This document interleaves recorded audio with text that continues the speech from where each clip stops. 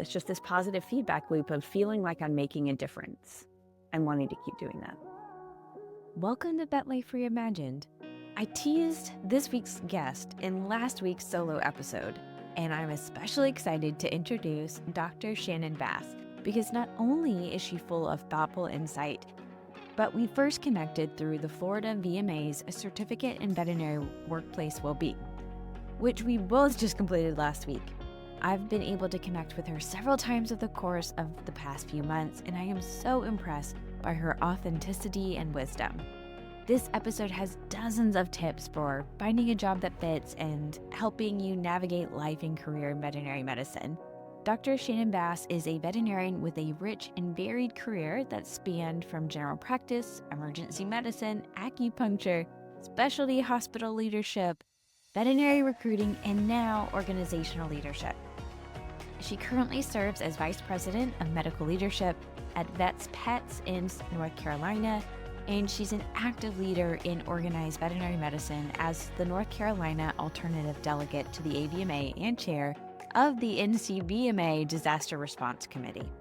In our conversation, Shannon shares how she's navigated different career chapters, why connection is her superpower, and how intentionality and support systems have shaped her journey as both a mom and a veterinary leader.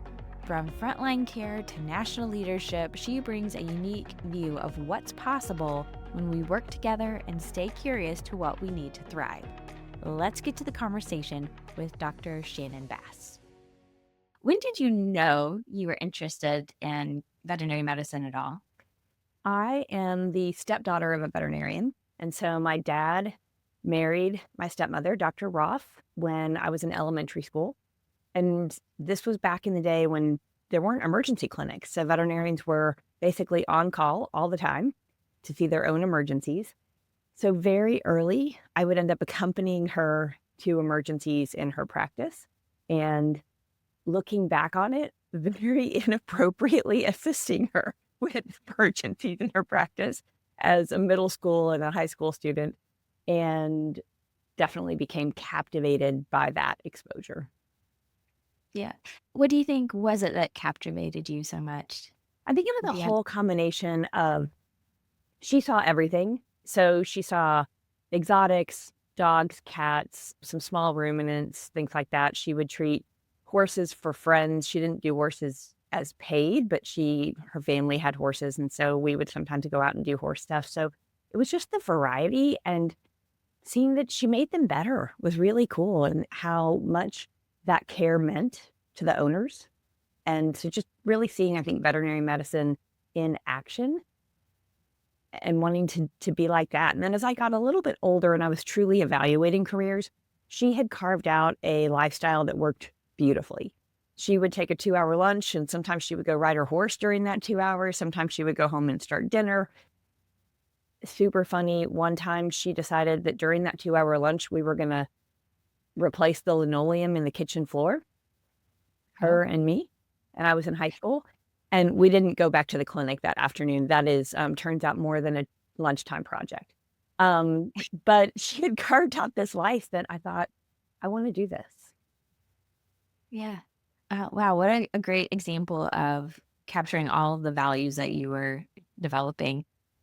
So as you were working your way to vet school, as we all do, especially when we've identified it pretty young, what were some of your journeys up to, like, applying to vet school? Anything that kind of stands out to keep you on that path? Or When I was an undergrad, I went to Texas A&M for both undergrad and vet school. And when I was an undergrad, I went through a time period where I thought, maybe I want to be an MD. And so I had some friends that connected me with female MDs to speak with them about their career path. And that was really helpful because they did not have this balance that I saw my stepmother have. They were at the hospital all the time. This was also a time, because this was in the mid-90s, so there was a lot of volatility about where healthcare on the human side was going, and insurance companies and things like that. And so a lot of these women that I spoke with were pretty concerned about where their profession was going. And so it was good to spend a few months exploring that, and then come back and say, no, veterinary medicine is really what I want to do. And then in the 90s, when you applied to vet school, you were notified via actual mail. And so everybody knew that if you got the big packet that you got in, and if you got the small letter that you didn't get in. And people got notified over a period of a few days just because of the mail, right? Like sometimes the mail would come faster to one place or the other. So you'd be going to classes because you were applying with the same group of people, right, that you were in class with. And you'd be going to classes, and some people would have heard something and some people were still waiting. And so truly, I will never forget that mailbox moment of opening the mailbox and seeing this big packet from the vet school and knowing that I had gotten in. So that was a really big day. Yeah. I mean, it's still exciting if you get the email that you open up and it says congratulations, but it's just not quite the same. I think so, because then you open the packet and there's like the glossy brochure and there's all this information and you're holding it. And I do think that has to be different than just clicking the attachments. That is exciting. So, and again, you got to stay at Texas A&M. So from a physical standpoint, everything kind of stayed the same. But still, I think you walk into vet school and there's parts of life that do change. So what was your experience going into vet school? And I always love to ask this too. Like, you described your stepmom's experience, and maybe that was a lot of the experience that you kind of had as a picture of veterinarian. But what did you see yourself being, and did that change your vision, change over time during vet school? So I love this question, and I was just kind of addressing this with some vet students last week. I was talking to some NC State students about what you think you want to do now as you sit here as a vet student is probably not what you're going to do for the next 40, 50 years, right? So I really thought I wanted to do what my stepmother did. I really appreciated what I saw in her practice of getting to know animals at their first puppy or kitten visit and then working with them through their whole life and things like that. And I thought that that was going to really bring me a lot of joy in what I wanted to do. And then I ended up doing that job for 2 years as a small animal general practitioner and realized it just was not for me. And I really didn't anticipate that at all. I was interested in emergency medicine as a vet student, but emergency medicine then was not what it is now at all. There were much fewer centers. You took care of a lot of your own emergencies. And so we didn't get a lot of education. We didn't do a lot of ER rotations. I actually left Texas A&M for a month and did an outside rotation at Colorado State because they were doing a lot of emergency care and ECC stuff at that time. And so that was really helpful education for me from an ER standpoint. So when I graduated, like most of us, I had some financial challenges and needed to earn some extra money. So I picked up ER shifts at a very busy emergency clinic in Dallas, Texas. So I was the fourth and sometimes the fifth emergency veterinarian working on a weekend day. So I was doing my small animal GP job, but then on the weekends for extra money, I would pick up these ER shifts. And it was great because I was very supported. I was in no way alone. There were all these vets that were super helpful. And I learned so much from the technicians at that location. I will also never forget the first heat stroke that came in. And this dog was really very severely affected. And I froze, absolutely froze. But the techs were amazing. They said, would you like us to place an IV catheter? And I said, yes, I would. And then would you like us to intubate him? Yes, I sure would. And so they walked me through the whole heat stroke response. And that was a really huge moment where I learned how impressive those individuals are and how much I needed to follow their lead. But so through that, I need money. So I'm going to pick up ER shifts experience. I was like, I love this. This really speaks to me in a way that general practice did not. And so I got offered my first ER job. So I graduated in 98. I got offered my first ER job in 2000. And I remember saying to Dr. Messenger, who was my ER mentor and hired me into that job, I said, I'm just not sure I want this lifestyle. Like, I'm the girl that wants the bars to close so I can go home and go to bed if I'm out at night, right? Like, I don't think I want to stay up all night. I just don't think I want this. And he used the best recruiting line on me ever, which is, that's fine. So I understand you don't love your current position. So why don't you take my job while you look for something you like better? Ooh. Yeah, right? And I was like, okay, that seems fine. And then I worked there from 2000 to 2017. Wow, 17 years later. Exactly. Um, well, and you did talk about, one of the things that you noticed early on with your stepmom was that she had work-life balance. Mhm. And so you talked about the 17-year period. What was your work-life balance like? I happen to know from previous conversations that you've had children too. Mhm. So how did that all work? So something happened for you to stay for 17 years. So tell us your experience. I found amazing work-life balance personally as an emergency veterinarian because you're working way fewer days. Like the days are sometimes long. They are unpredictable in a way that my brain absolutely loved, but there are fewer of them. And so that allowed me to travel before I had kids. But then once I had kids, I worked 7 on, 7 off for a very, very long time. And so I had a friend in my neighborhood that was home with her kids. And so she would watch my kids on Tuesday, Wednesday, Thursday, Friday of my on weeks so I could sleep. Or Mm. if I had a day shift, so I could go to work, right? But then on the weeks that I was off, I was a full time mom. And so I got to flip flop from being a full time mom to being really a full time vet because I was working 7 days in a row and those were 7/12s. And so that was a lot. But I flip-flopped from being a full-time mom to a full-time vet, and that worked for me. It worked for my family. I'm so fortunate to have a completely in husband that is what I call a 50-50 parent. He could do all the things with our kids that I could do. He could dress them and put them to bed and, all the things. So super grateful for that. And I had a great village.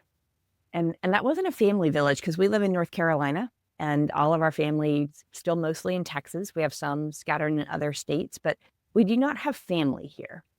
But we created a village that was largely neighborhood based. And then as our kids got older, kind of kid friend school based. And those were the folks that when I had parenting questions or challenge that I could reach out to, that I arranged carpools to everything for years, right? And I would figure out the times that my husband or I could do that and then relied on other parents to help me at other times. And definitely had to let go of I'm the only one that can take care of my child or it has to be done just my way. It was my kids absolutely learned that other people care about them and other people can be resources for them. And there were challenging days for sure, but they're 21 and 24. It's actually the 24-year-old's birthday today. I have 2 sons, they're amazing, and it all worked out. Well, it's so funny, actually, the podcast I was listening to prepare for this morning that you were on was with Crystal Stokes, her Mhm. partner. She's great. And actually there was a topic about we often feel like we have to do everything. Yes. And knowing that no, you use your team. There's a Mhm. reason that you have a team. Everybody has their skill sets and you work together.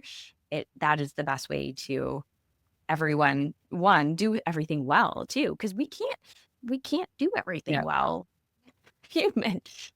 So yeah, no, I think that's a good call out both from the mother side of things, because as a fellow mom, I very much understand letting things go is not easy. No, but when, like, somebody else dresses your kid and you show up and see your child and you're like, "Those pants, that top, those shoes, what are we doing?" You just don't even say that. You're like, "Oh, you look so cute. Someone else dressed you, thank God." Like, you have clothes on. That was a win. That is a win. We're just gonna move right on from there. Well, I'm glad that you were able to build that community, because I think that is such an important aspect of being a human on the planet. Like, do you have any thoughts about how to build a community? Any thoughts or tips that you like to share with people? Don't be afraid to talk to folks. I think so many times we are, well, what might she say? Okay, well, what's the worst that someone can say to you, right? Like, no, I'm not interested, or I'm super busy, or some kind of dismissive, I don't want to be your friend thing. Like, she's not going to strike you, probably, right? And so I guess what I mean by that is, let's say you live in a neighborhood and you have a young child and you're trying to figure out like how to, one of my biggest problems, honestly, let's use something specific. I needed to be at work when I had second shifts. Those started at 5 p. My husband often didn't get home because he got off at 6. So I had to leave at 4:30 and he got home at 6:30. So I had this weird time, right? So I needed someone to come to my house for a very short period of time just to be with my kids. So I would see people walking with their kids on my street, and I would just go introduce myself. And I found middle school kids, sometimes boys, which were awesome because I would pay middle school boys to come play video games with my elementary school children. Terrible job.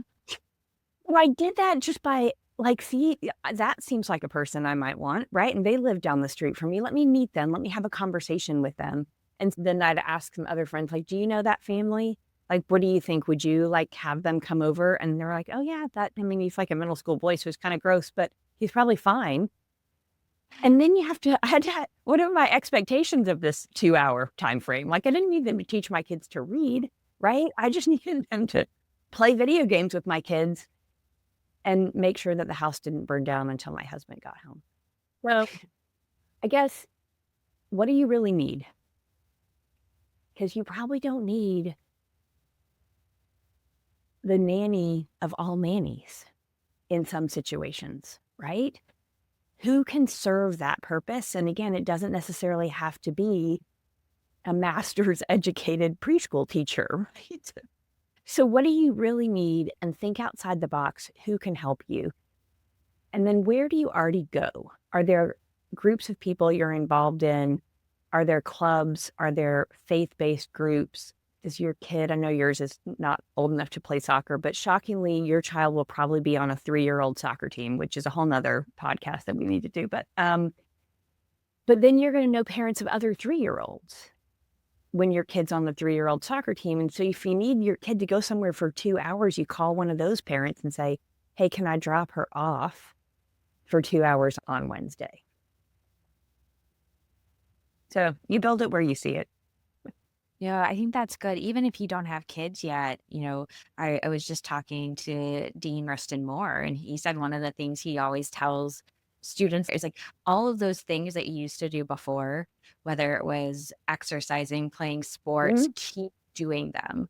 And when you keep doing those activities, I heard a dating, a person recommend, like, don't go crazy on these dating apps. Just go do what you would normally do. And you meet the people that start to become your community, and you meet people through other people. It just kind of works that way. So yeah, it's honestly like go do the things that are fun. Yeah. But we have to talk to the humans. Yes. Right? Like if I'm in a kayaking club and I just go kayak in my own boat by myself, and I never talk to any of the other kayakers, then I'm going to be like, well, that kayaking club, I didn't meet anyone. Well, did I even introduce myself? Did I stop when a couple of people were gathered in the parking lot as we were putting our stuff in our cars and say hi? Or did I just like put my stuff in my car and drive away? So we have to participate. I said yesterday I was in a practice and we have a veterinarian that is leaving for some different opportunities. And I said to her, I really am excited for your opportunities, and please reach out if I can ever help you in the future. And I'm so serious about that. This individual could reach out to me 3 years from now and say, hey, I have this question. And I would be happy to get on the phone with her and talk through maybe, a choice she's trying to make or something like that. And I also don't think we do that enough, right? Like when people say, let me know how I can help you, we tend to dismiss those statements. And that is not something that I do. So be careful, because if you say, let me know how I can help you, I file that information away and I'm pretty likely to reach out. That's good. Yeah. And we get joy from helping other people. Yeah. Oh, yeah. No, that's good both ways. I love that. Well, and kind of you were talking to somebody at work. You were emergency vet for 17 years. Mhm. And then you went to do something a little bit different, where I'm just blown away by listening to some of your talks on different topics around leadership.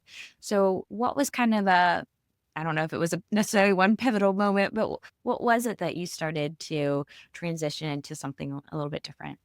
There is another, it's funny how we have these moments in our life that are so crystal clear, right? And so there was a crystal clear moment. My oldest son was a sophomore in high school, and I was leaving at that 4:30 time period to get to my 5 o'clock swing shift.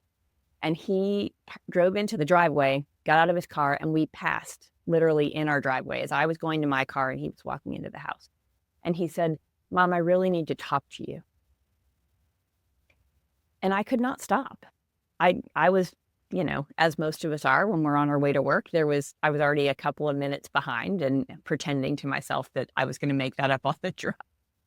But I could not stop and have a conversation with him because of my responsibilities at work. And I said, "Can we do that tomorrow? Because I'm not working tomorrow." And he said, "Yes." But I got into that car and I had 25 minutes in the car. And this was a culmination of a lot of things, right? It was 17 years of working ER. My body was saying some things to me. It was getting a little bit more challenging to tell my family about the holidays I still couldn't attend and things like that after such a long period of time. So there was a lot that happened before this, but that moment was like that. He's a sophomore. You're not going to have him home for very much longer. And this sophomore high school boy just asked to talk to you, and you had to say, "Can we do it tomorrow?" That was really, really hard. So that just made me start thinking, I need to figure out a different path. And that was a really interesting and fun 6 months because I wasn't in a huge hurry because I actually still loved my job so, so, so much and loved all the people that I worked with. And so it was, okay, can I do some kind of day shift thing that's a little bit different? But I had seen people try to do that before and it just didn't work. They always got sucked in and they were supposed to leave at 5 and they left at 7 p. And, I thought about it and I think was realistic about what that really looked like. I interviewed with some general practitioner friends at a couple of different hospitals and also just realized the challenge for me of having been in the 24-hour space for 17 years, the challenge of shifting to I'd not been a GP vet in almost 2 decades. What do I do at 5 o'clock with sick animals? Like, isn't someone going to be here to take care? So there were a lot of challenges there that I knew might be challenging for my brain, right, to deal with. I talked to vets that worked in industry, so friends of mine that were working for Hills and DECRA and things like that about maybe doing that job. I actually applied to teach biology at the University of North Carolina. They never got back to me. So I thought a lot of, like, what can I do? And in the process, I was really open with some of the admin folks at the practice I was working at and just said, "I'm not in a hurry, but this is where I'm at, and I'm just trying to figure this out." So they came to me about doing recruiting. The group I was working with at the time had about 200 practices throughout the United States. A lot of them were specialty hospitals at that time, which was the environment I had been in. And they had just hired what I call a real recruiter, meaning someone that went to school for that. And they said they needed a veterinarian to work alongside her because she didn't know, for example, the difference between an intern and an internist. It's a big difference. But she knew all the ins and outs of actually recruiting, right? And so I said, "I don't know anything about recruiting." And they said, "You've been hiring veterinarians at these specialty practices in Charlotte for over 10 years. So I was like, "Oh, that's recruiting? Yeah, I can do that." I always tell people now, if someone offers you a job that you are completely unqualified for, and I say this especially to women because then you should take it is kind of the short thing, right? And the reason I say that, especially about women, is there is a study, a really cool study that says that men only need to meet 40% of a job's requirements for them to apply. And women need to meet like 80 to convince them to apply. They're like, "Well, I don't have that exact degree that they're asking for, so I'm not even going to apply." Where guys were like, "I went to college, so I'm." So especially for women, if you are offered a job you're not qualified for, take it, because this is the secret. You can always quit.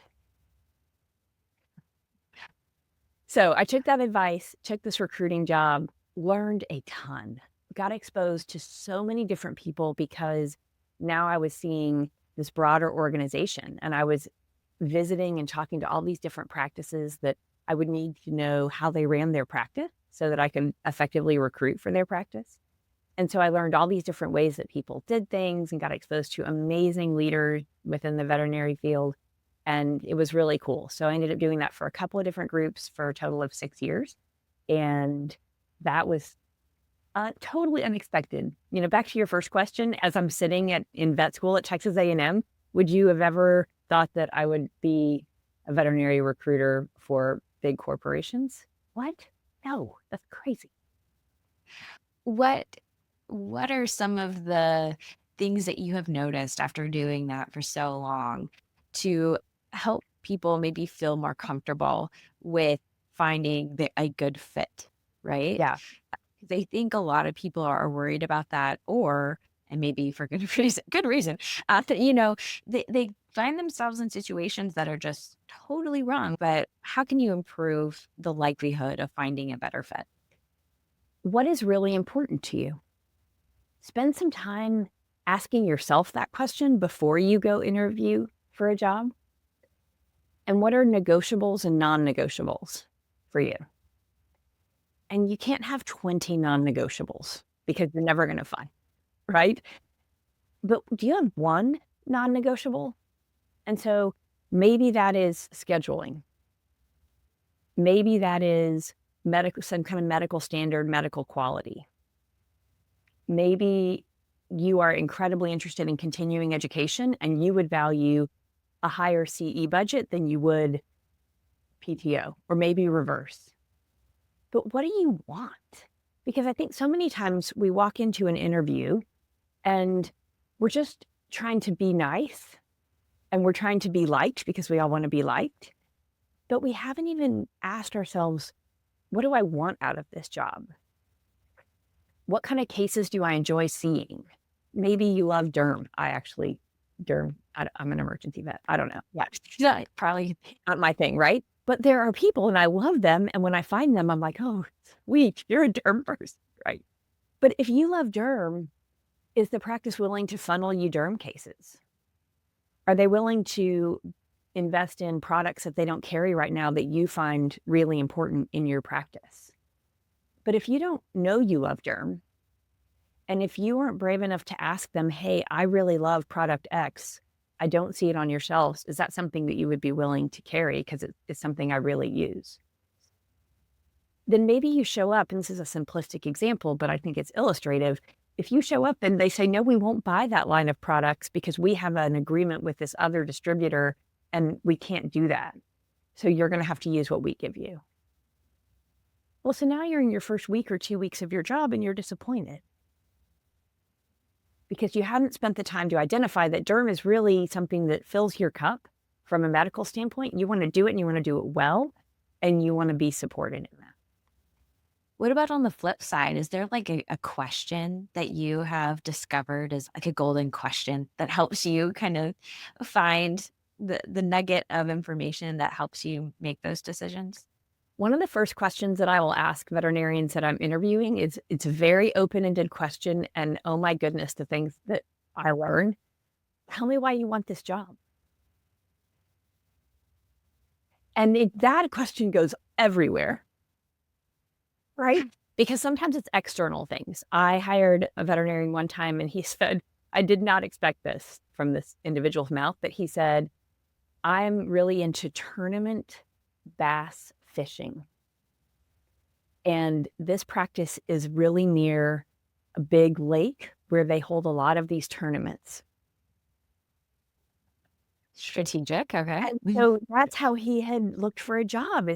This was his big thing that he wanted to do, right? And he wanted to live and work and be close to a place where he could do this thing that was really important to him. That was pretty cool. Like, that was new, different. I had never heard that before. But so why do you want this job? And so maybe it's about something completely outside of work. A lot of times it's about family. my family lives close to here and I want to move back and I've been away for a long time and I want to be closer. That's a fabulous reason to be looking for a job.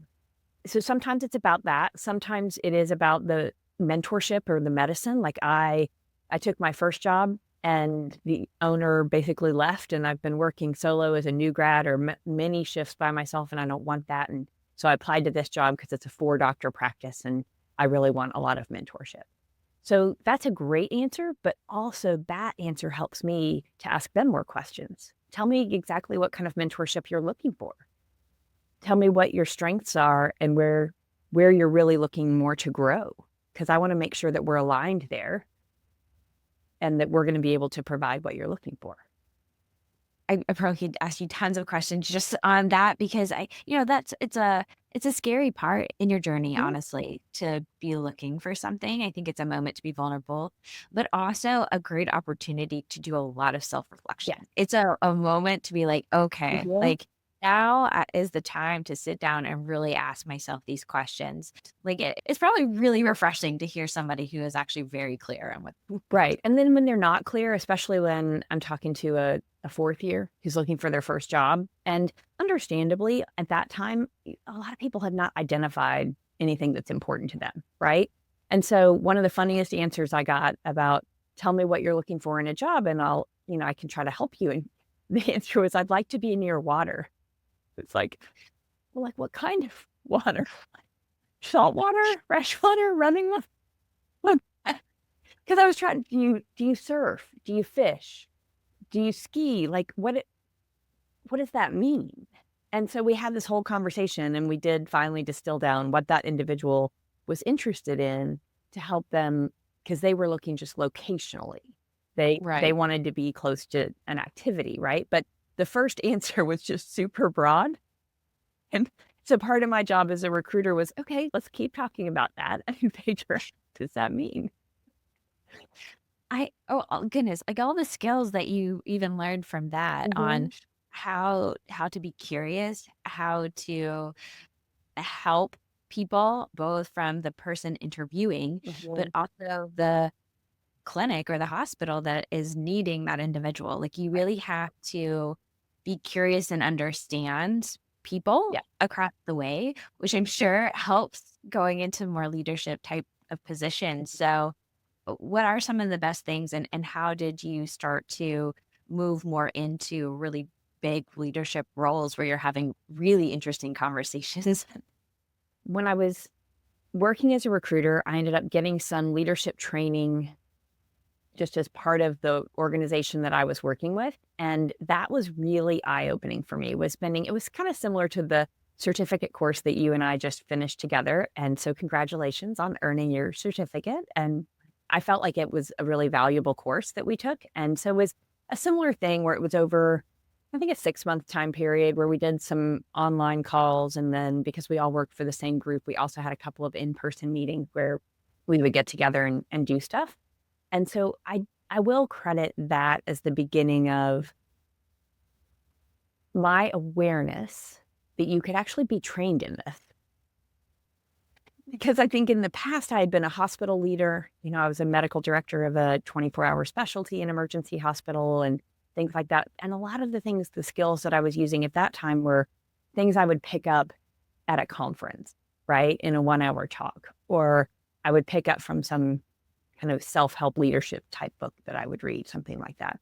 But when I got my first real training, that was not just a 1-hour thing.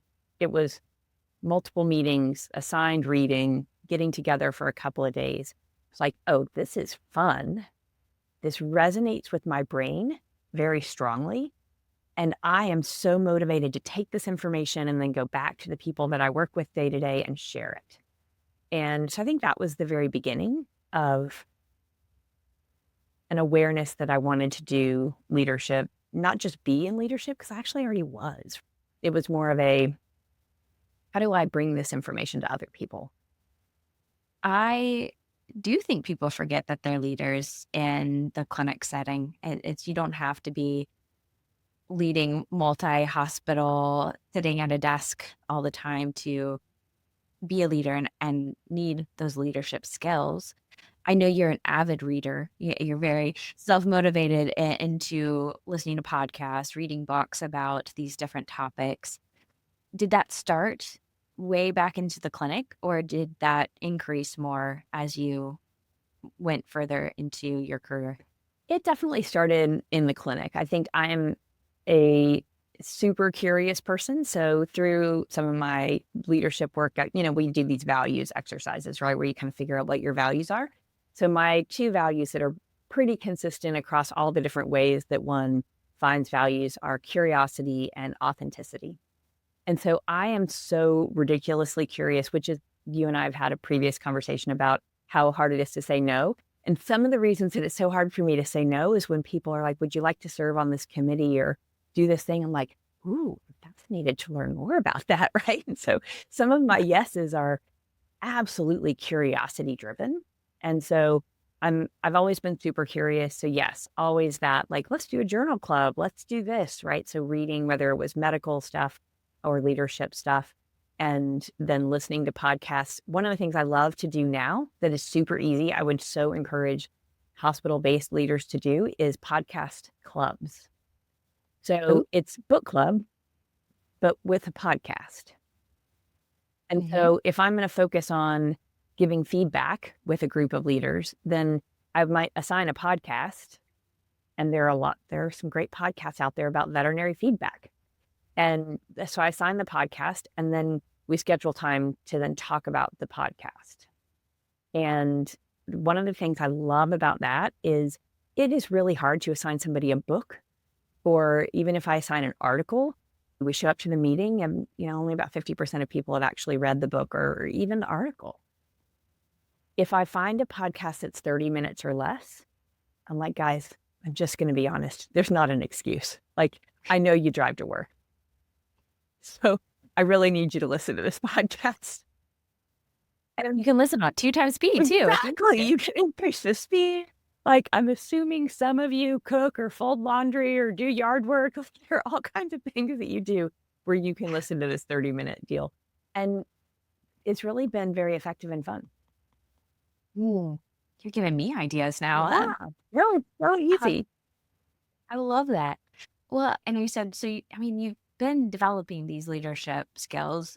Sometimes the context looks a little bit different, but learning what you did from recruiting, what also got you interested in a national director level? So, I don't know if it was an opportunity. Did you pursue it? How did you start to get to the next role? I think some of it was happy accidents, to be perfectly honest. And some of it is saying yes at the right time and fostering connections. So if you see places that you want to be, it's the same thing as finding the middle schooler to watch your kids, right? It's if you see places that you want to be, reach out to that person. Minimally connect with them on LinkedIn, like their posts, comment on their posts, be a name that they recognize, right? If it's someone within your practice that you're wanting to connect with, say, I'd love to sit down and just have lunch with you and learn something more about your job, right? People generally like to talk about themselves. And so if you want something, make the connections that are going to get you there and do that purposefully is, the first thing. And then make sure people know you're interested. So there were positions that I was aware of that were coming up, and I would just tell the people that were involved in making those choices, I'd be interested in being considered for that role. And I have done that more times than I've gotten the role. So there were times that, almost like the teaching biology role, I'm actually really good at biology, right? But I have no official teaching education. And so if you're the University of North Carolina at Charlotte and like an actual teacher applies for this job and then this veterinarian, which one are you going to call back? Probably the actual teacher. But I still put myself out there to say, if no actual teachers apply and you want to call me, I'd love to talk about this. So just try, express your interest, let people know that you want something, because even if you don't get that role, let's say it's a medical director role in a practice, right? And you reach out and say, I'm interested in being considered for this medical director role. Maybe somebody else gets it, but now they know you're interested. And now the next time there is maybe leadership training within your organization, if they think you need that to get you to that place, maybe they'll invite you. And so then the next medical director role that comes up, they'll be like, oh, yeah, she was interested. Maybe we should see where she's at now. But if you never say anything and you just expect that somebody's going to be looking at a list of names and call you, that's probably not going to happen.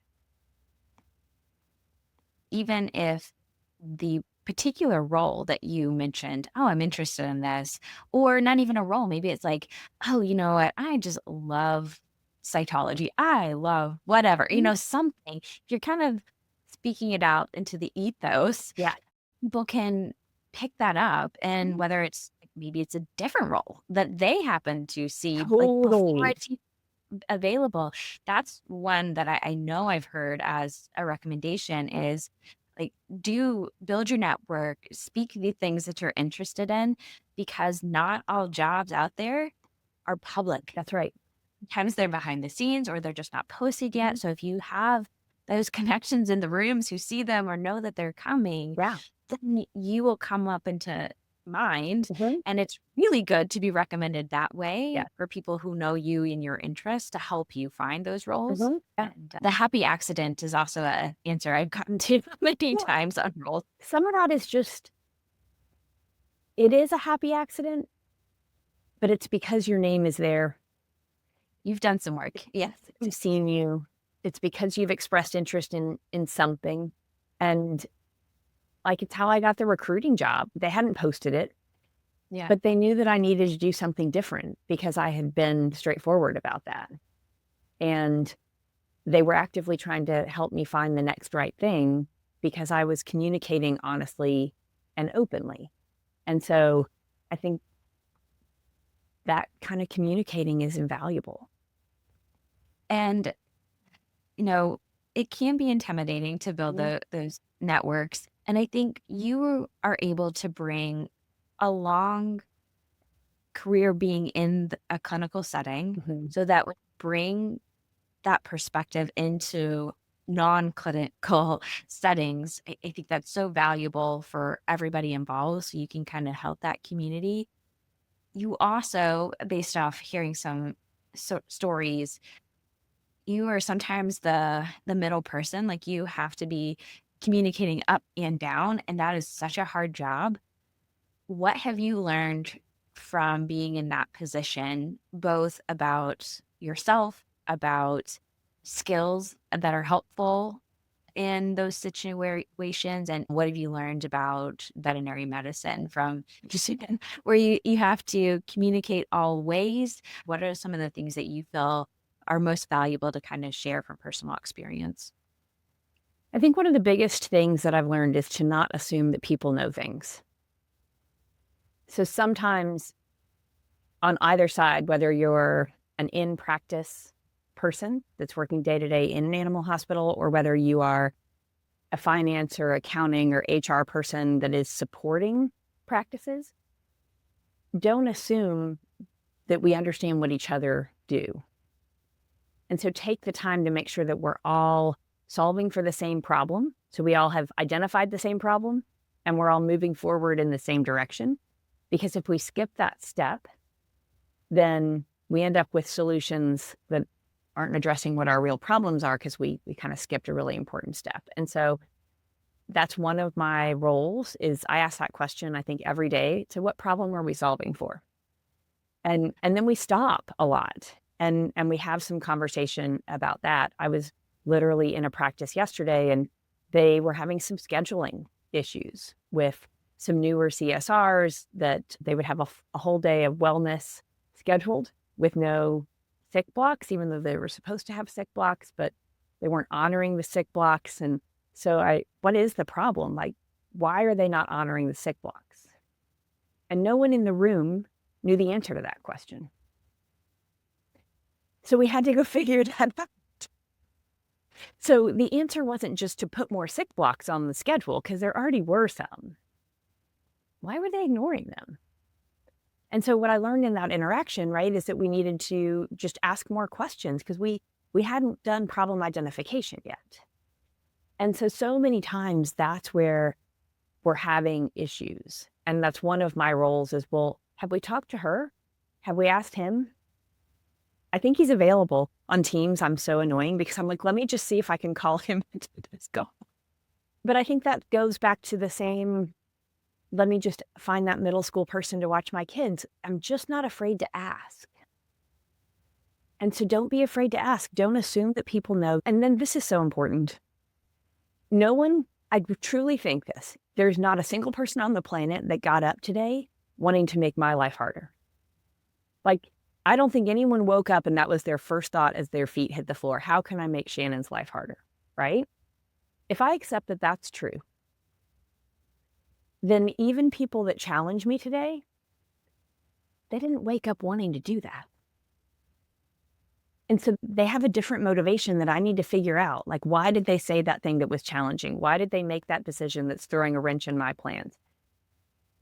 But so many times in our brains, we get wrapped up in that, right? Like, I can't believe he did that. Now everything is a big mess. Well, have we asked?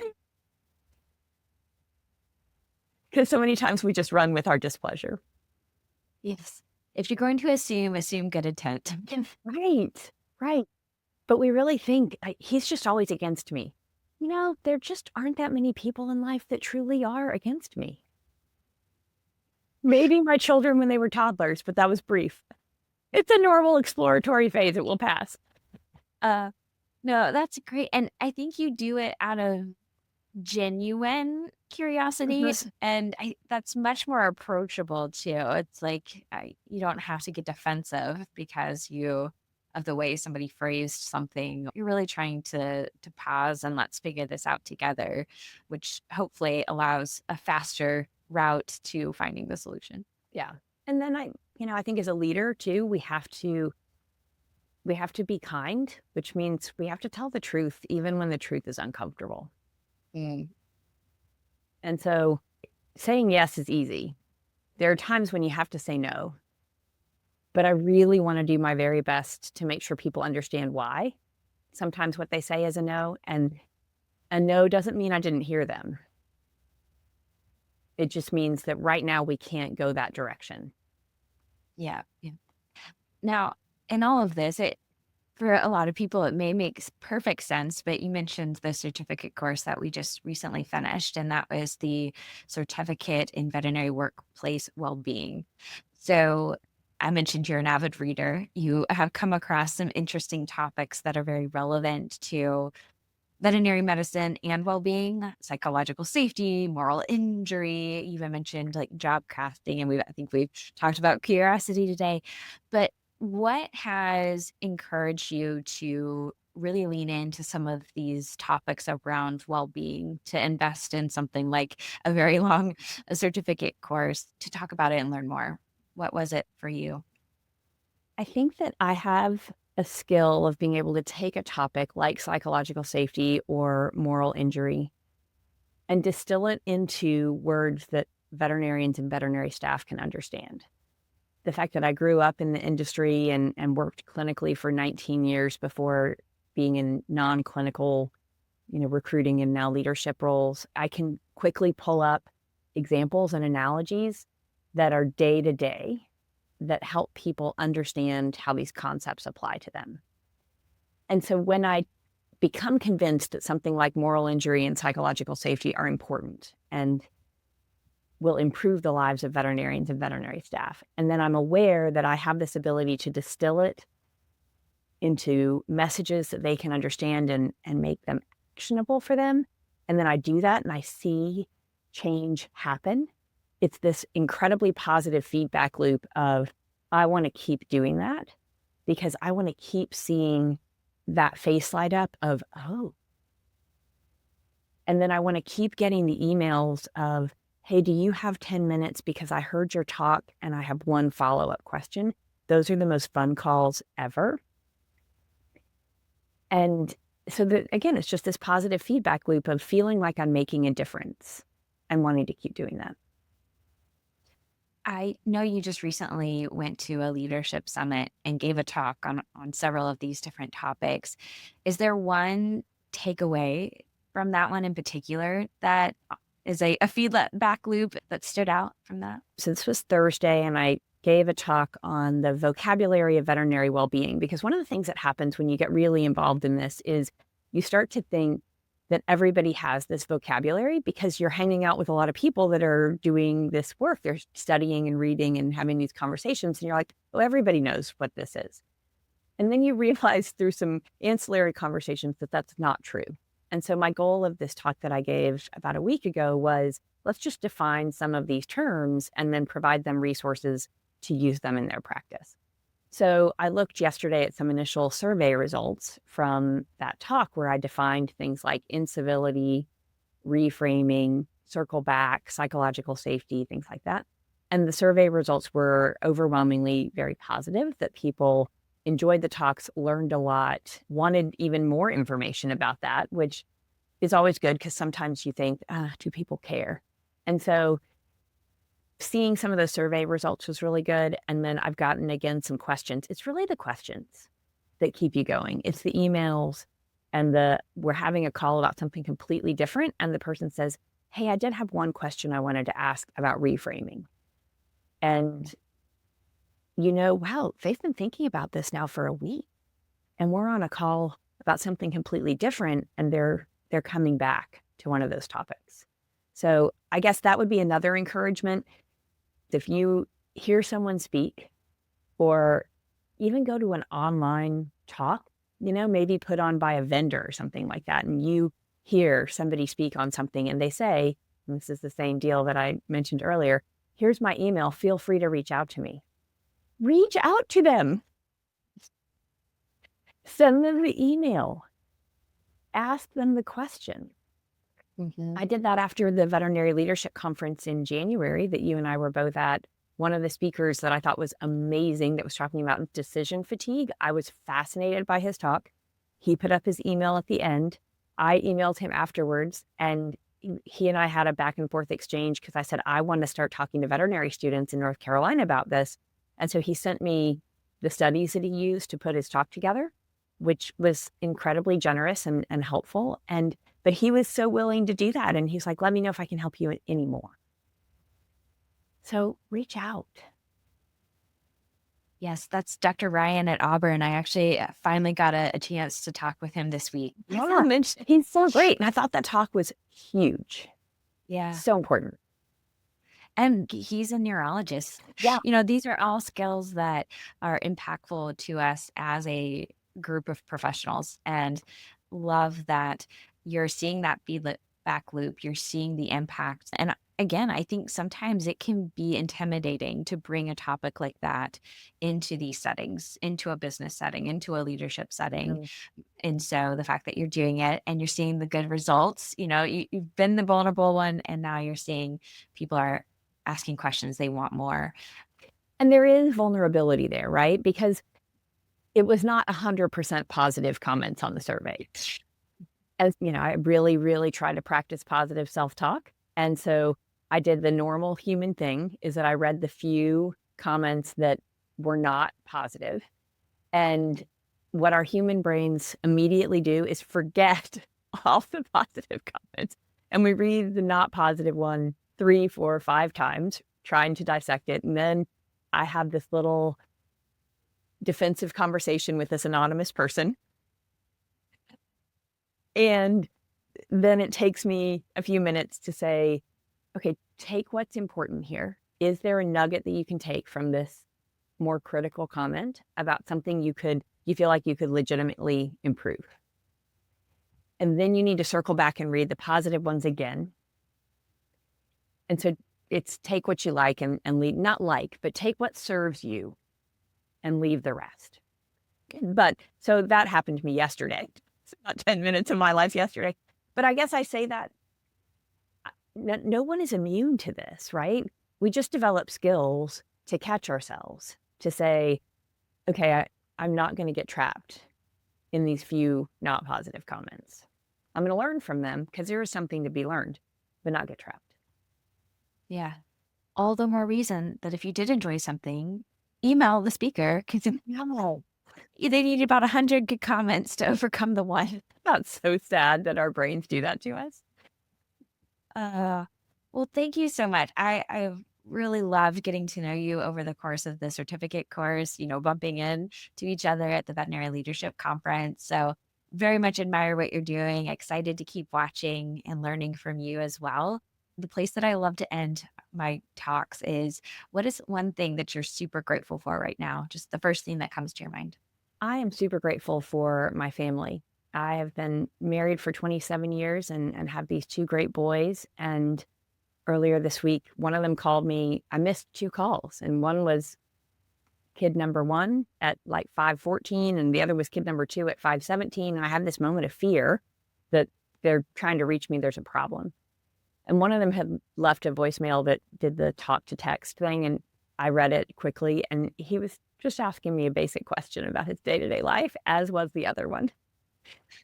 But it just made me so grateful that they are including me in their day-to-day life, and that when they have a question, I'm somebody that occurs to them that they should ask. And so I'm super grateful for my family. Thank you so much for joining me and Dr. Shannon Bass for this conversation. I hope you're walking away with some powerful reminders about how to advocate for yourself, lean into community, and stay intentional with your career path in veterinary medicine. And just a quick clarification, during our conversation, we mentioned a powerful talk on decision fatigue from the Veterinary Leadership Conference. That talk was given by Dr. Ryan Gibson, a veterinary neurologist. I'm thrilled to share that I will be recording an episode with him soon, so stay tuned for that inspiring conversation in an upcoming episode. As always, thank you for listening to Vet Life Reimagined. If this episode resonated with you, please share it with a friend or colleague. And don't forget to follow or subscribe so you don't miss the amazing career stories and conversations we have coming. Until next time, keep reimagining what's possible in veterinary life.